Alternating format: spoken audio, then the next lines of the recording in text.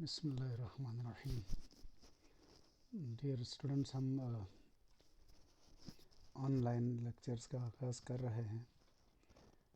सबसे पहले तो एक बात की माज़रत कि बहुत लेट हो गया ये सब कुछ, और उसकी कई वजूहात थी जो आपके भी इल्म में है।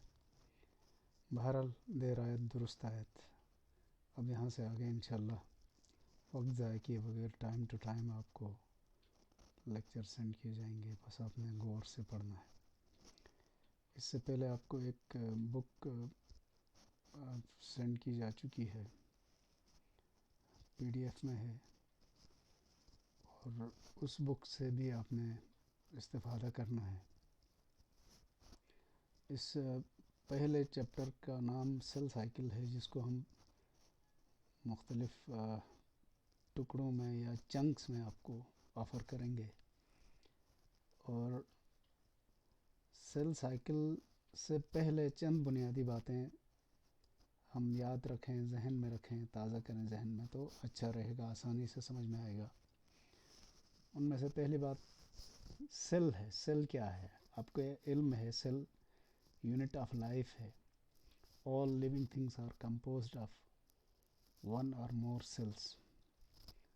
और इसके साथ दूसरी बात जो याद रखने वाली है वो ये है कि सेल थ्योरी के मुताबिक new sales arise from pre existing cells. नए सेल्स पहले से मौजूद सेल्स से वजूद में आते हैं। तो ये बात भी समझनी है कि ये नए सेल्स पहले से मौजूद सेल से कैसे वजूद में आते हैं। तो जिस मैकेनिज़्म के थ्रू ये काम होता है, यानी नए सेल्स पहले से मौजूद सेल से जिस मैकेनिज़्म के थ्रू वजूद में आते हैं, उस पूरे को मुख्तसरन सेल साइकिल से पहचाना जाता है। और इस सेल साइकिल के दो बड़े मरहले हैं। पहला मरहला इंटरफेस कहलाता है, जो दरअसल तैयारी का मरहला है। दूसरा फिर सेल डिवीज़न वाला मरहला है, जिसको जनरली माइटोसिस कहते हैं। वो क्यों कहते हैं वो भी आपको बताएंगे। तो पहले दो तीन बातें और इस पूरे प्रोसेस को समझने से पहले याद रखने की हैं। उनमें एक बात तो ये है कि जब भी सेल डिवीज़न का जिक्र किया जाता है तो ज़्यादातर जिक्र क्रोमोज़ोम का होता है। तो क्रोमोज़ोम ही क्यों? बाकी सेल के अंदर तो कई चीज़ें होती हैं, कई ऑर्गेनल्स हैं, कंपोनेंट्स हैं, उनका कहीं जिक्र नहीं होता है। तो उसकी वजह यह है कि सेल का जेनेटिक प्रोग्राम पूरा इस क्रोमोज़ोम के अंदर है। ये क्रोमोज़ोम अगर मिलेगा तो नए बनने वाले सेल्स इसी प्रोग्राम के थ्रू अपनी ज़रूरत के ऑर्गेनल्स बना सकते हैं। इसकी मिसाल ऐसी है, जैसे अगर किसी खातून की शादी हो जाती है तो जहेज़ में उसको कैश दिया जाए या चीज़ें ख़रीद के दी जाए। ये दोनों जो घराने हैं वो अपनी अपनी सहूलत के हिसाब से फैसला करेंगे कि चीज़ें चाहिए या कैश चाहिए। मसलन अगर दुल्हन को जाना है स्कर्दू से कराची, तो यहाँ से फर्नीचर ख़रीद के लाद के कराची ले जाना थोड़ी बेवकूफ़ी सी है। तो बेहतर ये है कि दुल्हन को जहेज़ में कैश दिया जाए, कराची जाकर उस कैश से अपने मटेरियल ख़रीदेगी, ज़रूरत की चीज़ें। बिल्कुल इसी तरह एक सेल जब डिवाइड होकर दो सेल्स में तकसीम हो जाएगा तो उन दोनों सेल्स को जेनेटिक मटेरियल दिया जाएगा, जिसकी मदद से वो नए सेल्स अपनी ज़रूरत के ऑर्गेनल्स बना सकते हैं। इसीलिए सेल डिवीज़न से पहले मेजॉरिटी ऑफ ऑर्गेनल्स को डिस्ट्रॉय किया जाता है। अलबत्ता कुछ बहुत अहम ऑर्गेनल्स जैसे माइटोकॉन्ड्रिया वगैरह हैं, इनको रखा जाता है। और ये जब सेल तकसीम होता है, साइटोकाइनेसिस होती है, तो माइटोकॉन्ड्रिया आधे आधे तकसीम किए जाते हैं। इसी तरह कुछ ऑर्गेनल्स हो सकते हैं जिनको आधा आधा तकसीम किया जाएगा। तो ये सारी बातें आप जहन में रखें। अब हम बाकायदा आगाज़ करते हैं। सबसे पहले याद रखें कि सेल डिवीज़न जब हम पढ़ेंगे तो एक खाका हमारे जहन में आना चाहिए। सेल साइकिल पढ़ेंगे तो एक खाका हमारे जहन में होना चाहिए। वो ये कि ये दो मरहलों पर मुश्तमिल है, जैसे पहले कहा था। एक इंटरफेज़ है, एक सेल डिवीज़न है। इंटरफेज़ हर डिवाइडिंग सेल का या हर सेल साइकिल का सेम है, लेकिन सेल डिवीज़न दो तरह की है। एक को माइटोसिस कहते हैं, दूसरी को मियोसिस कहते हैं। और इस माइटोसिस और मियोसिस के भी फिर फर्दर डिविजन्स हैं। पहले न्यूक्लियस तकसीम होता है जिसको कैरियोकाइनेसिस कहते हैं, उसके बाद फिर साइटोप्लाज्म तकसीम होता है जिसको साइटोकाइनेसिस कहते हैं। तो वो मज़ीद डिटेल हम आगे बताएंगे। फ़िलहाल आपको एक और बात बता के मैं अपने मौजू की तरफ आता हूँ, वो ये कि जो भी सेल डिवीज़न हम पढ़ेंगे माइटोसिस या मियोसिस, उसके 4 नुक्ते हम एक्सप्लेन करने की कोशिश करेंगे। पहला, उसकी डेफिनेशन या इंट्रोडक्शन क्या है, यानी माइटोसिस है तो उसका तारुफ क्या है, उसकी पहचान क्या है। दूसरा, मैकेनिज़्म डिस्कस करेंगे, दूसरा पॉइंट, ये माइटोसिस या मियोसिस कैसे होती है। तीसरा, उसमें कोई गलती हो जाए, एरर आ जाए तो कैसे हो सकता है, क्या नताइज हो सकते हैं। और चौथा पॉइंट जो हम डिस्कस करेंगे वो है इसकी इम्पोर्टेंस। अगर माइटोसिस या मियोसिस नहीं होती तो क्या होता। तो बहरहाल ये हमारे अहम पॉइंट्स होंगे जिनको हम इंशाल्लाह डिस्कस करेंगे। तो सबसे पहले आगाज़ करते हैं सेल साइकिल की डेफिनेशन से। जैसे कि यहाँ आपको नज़र आ रहा है, cell cycle is a series of cyclic events taking place in a cell from its formation to divide again। किसी सेल के वजूद में आने से लेकर इसके दोबारा डिवाइड होने तक जो मरहलवार वाक़यात होते हैं, इनको सेल साइकिल कहा जाता है।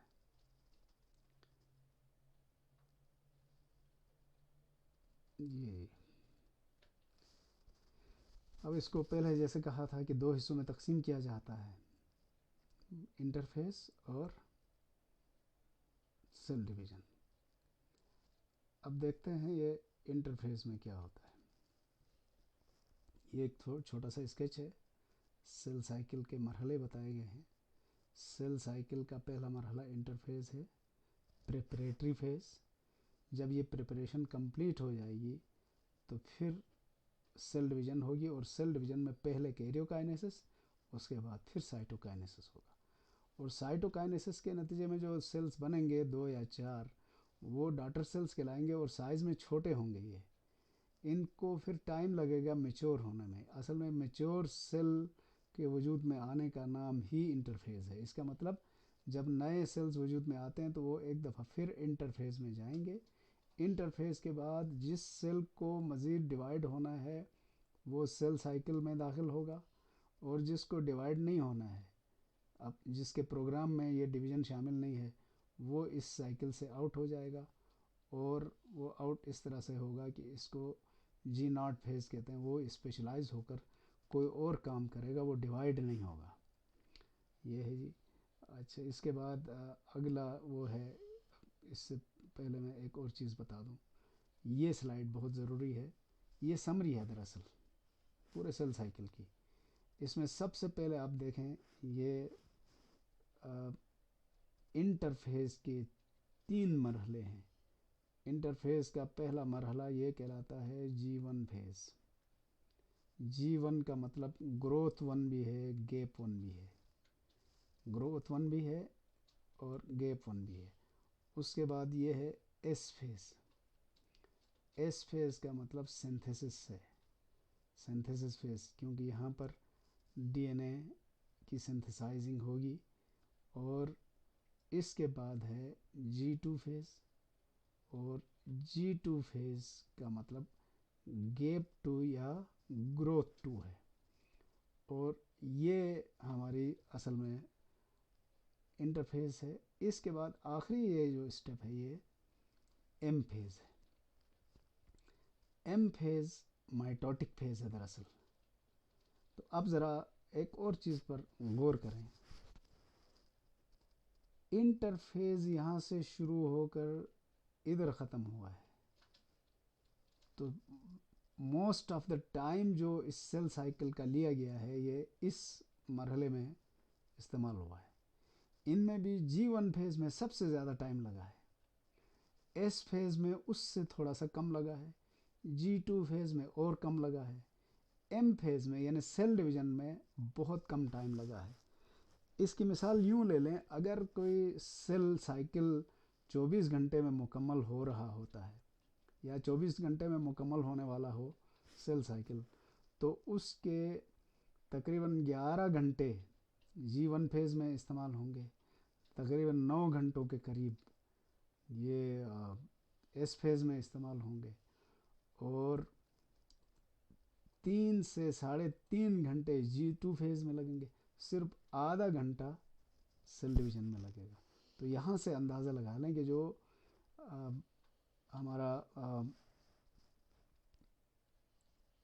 हमारा इंटरफेस है वो कितना लेंदी फेज़ है। अब यहाँ से इंटरफेस पे हम दाखिल होते हैं। It is the preparatory phase during which the cell prepare itself internally for division. Internally इसलिए भी कहा है कि बाहर से कोई एक्टिविटी सेल में नज़र नहीं आती है, इसीलिए कभी इसको गलती से रेस्टिंग सेल फेज़ कहा जाता था, यानी ये समझा जाता था कि शायद सेल रेस्ट कर रहा है। अब कहा जा रहा है कि ये रेस्ट नहीं कर रहा है, बल्कि ये तो विगोरस एक्टिविटी है जो इंटरनली है, बाहर से कोई मॉर्फोलॉजिकली कोई एक्टिविटी नज़र नहीं आती है। और इस इंटरफेस की पहचान ये है, बहुत ज़रूरी नुक्ता है, ये याद रखना है। इसकी पहचान ये है कि chromosomes remain invisible during this phase. इस फेज़ के दौरान क्रोमोसोम नज़र नहीं आते, वो इनविजिबल ही रहते हैं। तो ये आपसे पूछा जा सकता है डायग्राम बनाकर, सेल डिवीज़न के मुख्तलिफ फेज़ की डायग्राम आपके सामने रख के कहा जाए कि आप इसमें से इंटरफेस को ज़रा आइडेंटिफाई करें, तो आप कैसे आइडेंटिफाई करेंगे? बस इसका सिर्फ और सिर्फ तरीका ये है कि आप सेल को देखें। अगर सेल के न्यूक्लियस के अंदर आपको क्रोमोसोम नज़र ना आए, ये फ़र्ज़ करें सेल है और अगर ये इसका न्यूक्लियस है, यहाँ क्रोमोसोम नाम की कोई चीज़ नज़र ना आए, तो आप समझ लेना कि ये इंटरफेज़ है। इंटरफेज़ को जैसे पहले कहा कि ये बहुत लेंदी फेज़ है, इसलिए फर्दर 3 फेजेस में डिवाइड किया गया है। G1 फेज़, या इसको ग्रोथ 1 फेज़ भी कहते हैं, गैप 1 फेज़ भी कहते हैं। यहाँ गलती से 2 दफ़ा ग्रोथ लिखा गया है जो सही नहीं है। तो इस दौरान सेल में प्रोटीन सिंथेसिस होता है बहुत शिद्दत के साथ, यानी यूँ समझो सेल में और कोई काम नहीं हो रहा, प्रोटीन ही प्रोटीन बनाए जा रहे हैं। इन प्रोटीन की एक बड़ी तादाद एंजाइम्स पर मुश्तमिल होती है, साथ में अगले स्टेप में इस्तेमाल होने वाले दीगर प्रोटीन्स भी हैं। फिर फ्री डीएनए के न्यूक्लियोटाइड्स को जमा किया जाता है, क्योंकि इससे अगले स्टेप में डीएनए की रेप्लिकेशन होने वाली है जिसमें ये इस्तेमाल होंगे। इसलिए तो नोट रखने वाला 2 अहम नुक्ते हैं G1 फेज़ के। पहला नुक्ता प्रोटीन सिंथेसिस और दूसरा नुक्ता यहाँ पर accumulation of free DNA nucleotides. तो ये ज़रा जहन में रखें अच्छी तरह।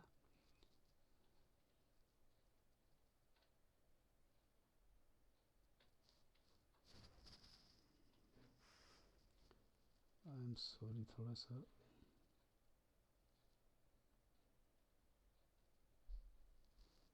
ये हम डिस्कस कर चुके हैं। एस फेज़, G1 फेज़ के बाद फ़ौरन बाद एस फेज़ शुरू होता है, सिंथेसिस। पहले ये सिंथेसिस का मतलब समझ लें। सिंथेसिस का मतलब है कोई चीज़, उसके यूनिट्स बने हुए हैं, बस जोड़कर उसको बड़े फाइनल शेप में कन्वर्ट किया जा रहा है। तो यहाँ पर डीएनए की सिंथेसिस, या डीएनए और क्रोमोसोम दोनों सिंथेसाइज किए जाते हैं, क्योंकि डीएनए के फ्री न्यूक्लियोटाइड पहले जमा किए गए थे और क्रोमोसोम 2 चीज़ों से मिलकर बना है, डीएनए और प्रोटीन्स। प्रोटीन भी पहले मरहले में बने हैं और डीएनए के न्यूक्लियोटाइड्स भी पहले जमा किए गए थे। अब उनको जोड़कर डीएनए के मॉलिक्यूल की रेप्लिकेशन होगी। जितने डीएनए पहले से मौजूद थे उतना ही नया डीएनए बन चुका है, और इसी प्रोसेस के नतीजे में हर क्रोमोसोम डबल हो चुका है सॉरी। लेकिन क्योंकि अभी क्रोमोसोम विजिबल नहीं है, इसलिए छोड़ दें, बाद में जब विजिबल होगा तो क्रोमोसोम 2 क्रोमेटिड्स पर मुश्तमिल होगा। फिर प्रोटीन्स इस दौरान फिर बनाए जाते हैं। ये वो प्रोटीन होंगे जिसमें एंजाइम भी हैं और अगले स्टेप में इस्तेमाल होने वाले लातादाद प्रोटीन्स होंगे, वो भी इस केस में होगा। उसके बाद है G2 फेज़। जब एस फेज़ भी कंप्लीट हो जाता है तो फिर G2 फेज़ शुरू होता है। G2 गेप 2 या ग्रोथ 2 फेज़ है। इस फेज़ में प्रोटीन सिंथेसिस है। तो अब आप एक चीज़ नोट करेंगे, हर फेज़ में प्रोटीन सिंथेसिस हुआ है। इसका मतलब ये हुआ सेल डिवीज़न की तैयारी के दौरान हर स्टेज पर प्रोटीन बनाए जा रहे हैं। इसलिए प्रोटीन बनाने हो तो आपको राइबोसोम भी रखने होंगे। इसका मतलब 2 ऑर्गेनल्स बहुत ज़रूरी हैं सेल डिवीज़न के दौरान सेल के लिए। एक माइटोकॉन्ड्रिया जो एनर्जी का ज़रिया है, दूसरे राइबोसोम जो प्रोटीन सिंथेसिस में इन्वॉल्व होंगे। तो इस दौरान भी प्रोटीन बनेंगे। ये प्रोटीन एंजाइम भी हैं। आगे जो माइक्रोट्यूब्यूल्स हैं जिन्होंने मिलकर माइटोटिक अपरेटस बनाना है, और ये माइटोटिक अपरेटस बाद में क्रोमोसोम के एक दूसरे से अलग करने और उनको मूव करने में काम आएगा। और जब ये मरहला मुकम्मल हो जाता है तो सेल अपने फुल साइज़ को पहुंच चुका होता है और अब ये सेल दोबारा डिवाइड होने के लिए तैयार है। तो यहाँ तक हमने इंटरफेस को डिस्कस किया। इसके बाद फिर हम इंशाल्लाह सेल डिवीज़न की तरफ आएंगे। तो फ़िलहाल इसको यहाँ रोक देते हैं।